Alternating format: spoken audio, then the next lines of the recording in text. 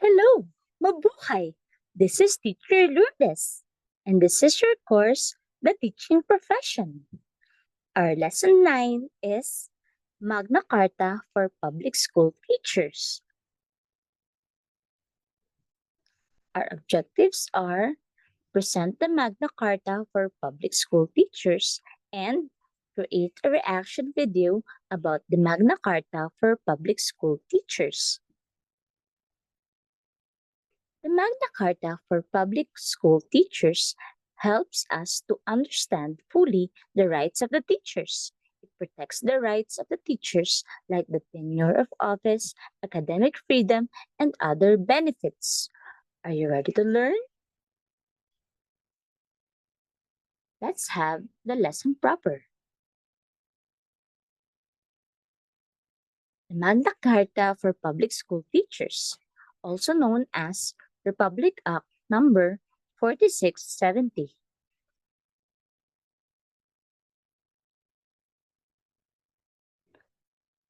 The Magna Carta for Public School Teachers is used for the promotion and improvement of the social and economic status of public school teachers and their living and working conditions, their terms of employment, and career prospects.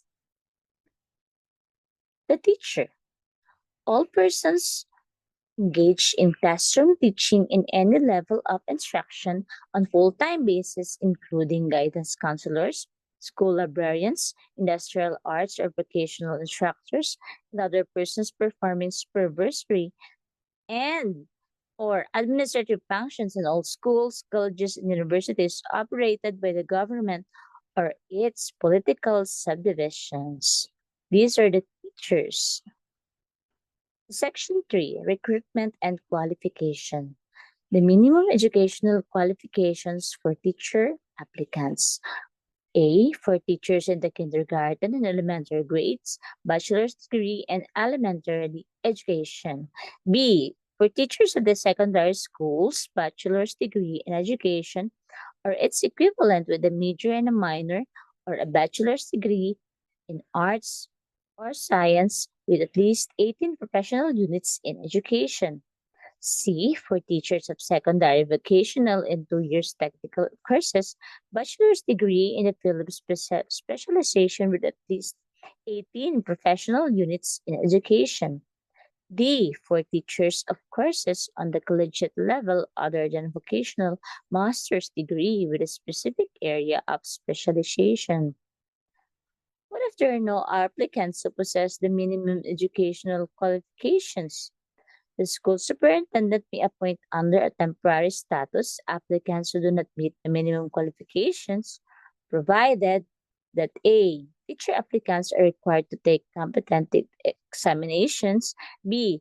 Preferences in making appointments shall be in the order of the respective ranks in the competitive examinations. And C. The results of the examination shall be made public and every applicant shall be furnished with his or her score and rank in the said examination.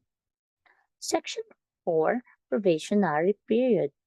No probationary period preceding regular appointment shall be imposed if the teacher possesses the appropriate civil service eligibility, provided, however, that there were due to the exigencies of the service, it is necessary to employ as teacher a person who possesses the minimum educational qualifications herein above set forth but lacks the appropriate civil service eligibility. Such person shall be appointed on a provisional status and shall undergo a period of probation for not less than 1 year from and after the date of his provisional appointment. Section 5, Tenure of Office. Stability on employment and security of tenure shall be assured to the teacher as provided under existing laws. Teachers appointed on a provisional status shall be extended permanent appointment after having rendered at least 10 years of continuous, efficient, and faithful service in such position. Section 6, Consent for transportation expenses. No teacher shall be transferred without his or her consent.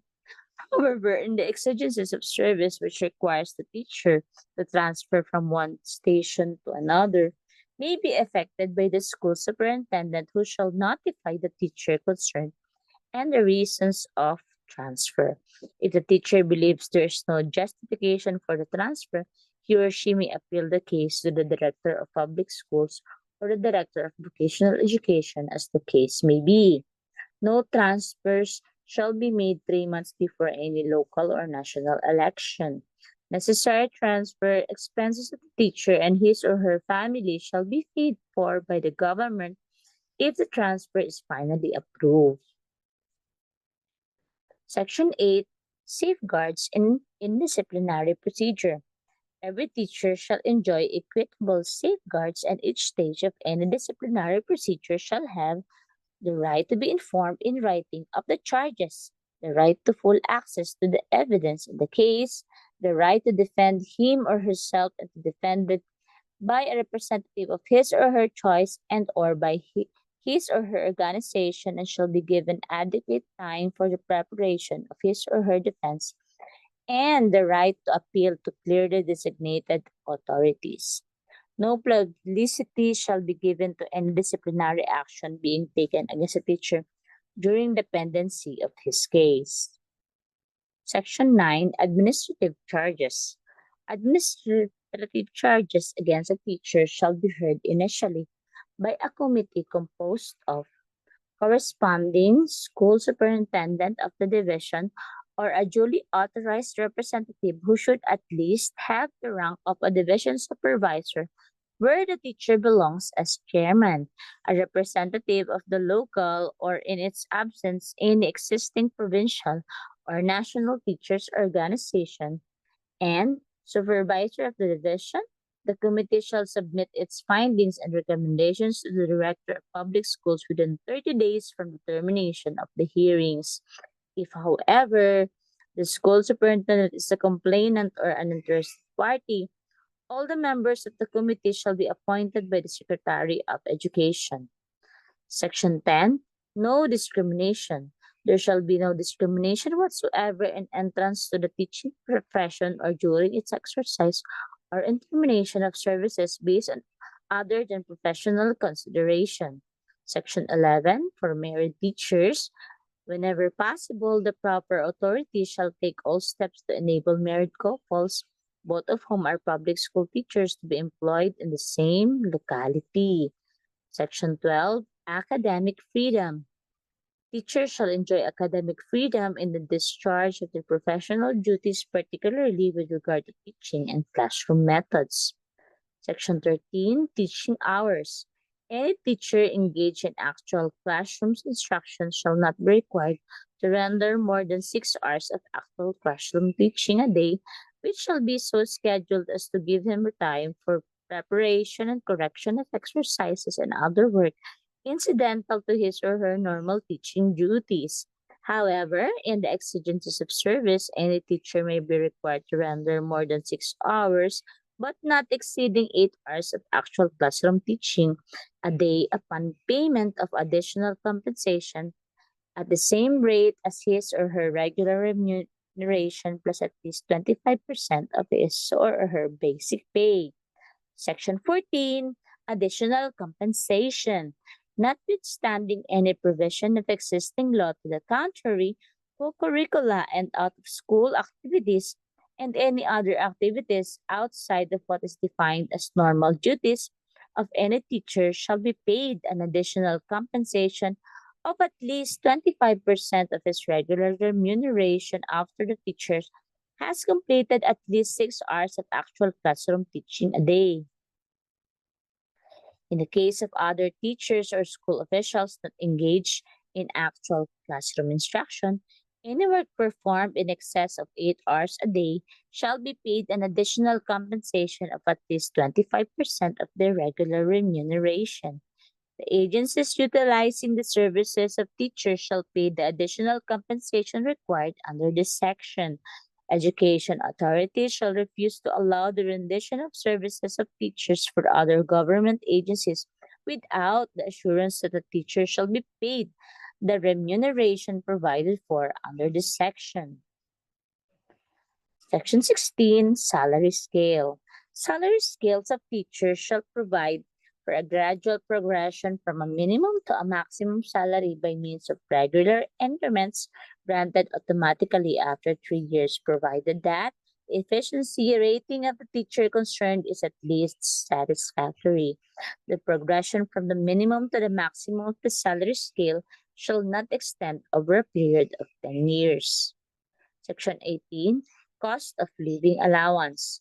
Teacher salaries shall, at the very least, keep pace with the rise in the cost of living by the payment of a cost of living allowance, which shall automatically follow changes in a cost of living index. Section 19, Special Hardship Allowances. In areas where teachers are exposed to hardships such as difficulty in commuting to the place of work or other hazards peculiar to the place of employment as determined by the Secretary of Education, they shall be compensated special hardship allowances equivalent to at least 25% of their monthly salary.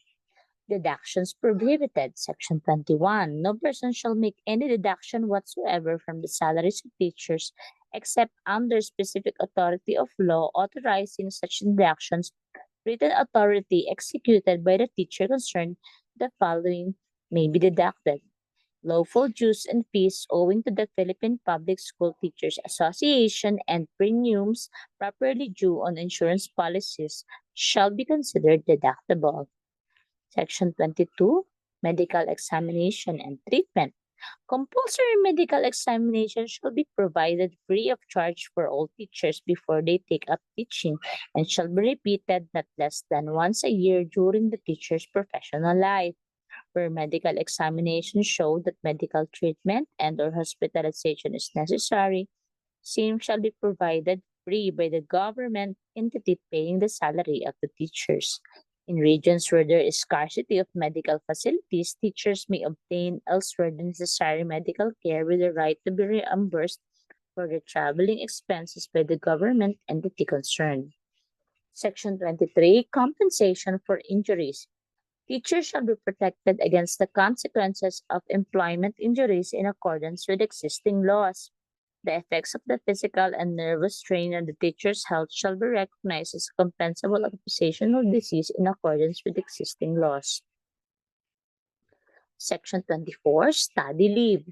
In addition to the leave privileges now enjoyed by teachers in the public schools, they shall be entitled to study leave not exceeding 1 school year after 7 years of service. This is also called sabbatical leave. During the period of such leave, teachers shall be entitled to at least 60% of their monthly salary. No teacher shall be allowed to accumulate more than 1 year study leave unless he needs an additional semester to finish his thesis for a graduate study in education or allied courses. The compensation allowed for 1 year study leave shall be subject to the condition that the teacher takes the regular study load and passes at least 75% of his courses. Study leave of more than 1 year may be permitted by the Secretary of Education but without compensation. Section 25, Indefinite Leave. An indefinite sick leave of absence shall be granted to teachers when the nature of the illness demands a long treatment that will exceed 1 year at the least. Section 26, Salary Increase upon retirement. Public school teachers having fulfilled the age and service requirements of the applicable retirement laws shall be given one wage salary raise upon retirement, which shall be the basis of the computation of the lump sum of the retirement pay and the monthly benefits thereafter. Section 27, Freedom to Organize. Public school teachers shall have the right to freely and without previous authorization both to establish and to join organizations of their choosing, whether local or national, to further national teachers organizations shall be consulted in the formulation of national educational policies and professional standards and in the formulation of national policies governing the social security of the teachers.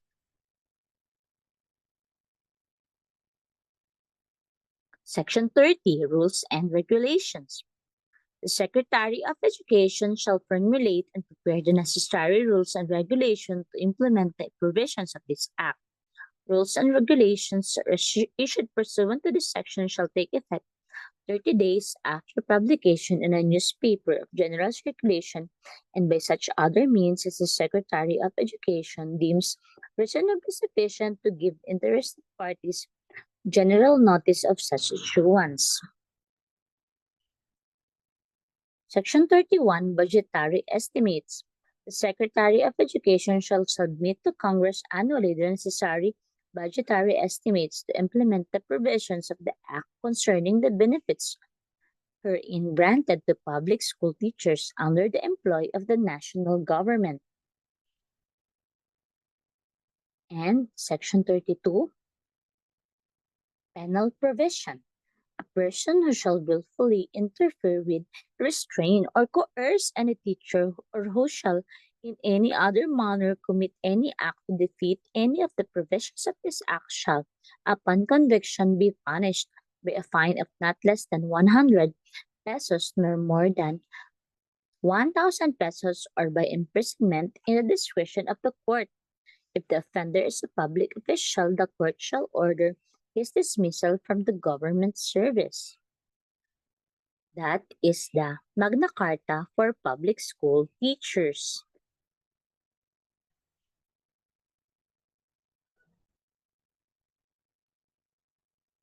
The Magna Carta or the Great Charter is the division of the Magna Carta for public school teachers to provide programs for the promotion and improvement of the social well-being and economic status of public school teachers, including their living and working conditions, terms of employment, and career prospects. These are my sources. Thank you for these sources.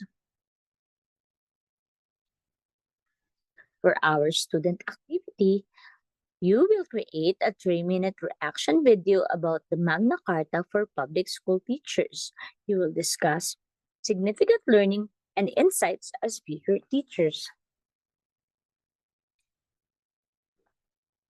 Listen, always listen to your teachers. This is Teacher Lourdes. Thank you and mabuhay!